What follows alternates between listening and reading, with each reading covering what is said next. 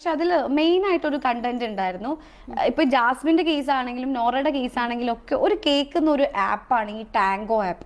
Tango ആപ്പിലൂടെയാണ് വീട് വെച്ചത് അങ്ങനെയൊക്കെ പലരും പറഞ്ഞിട്ട്. ശരിക്കും സത്യം അങ്ങനെയാണോ നോറ? ഞാൻ വീട് വെച്ചത് ടാങ്ക് ആപ്പിലെ പൈസ കൊണ്ടല്ല.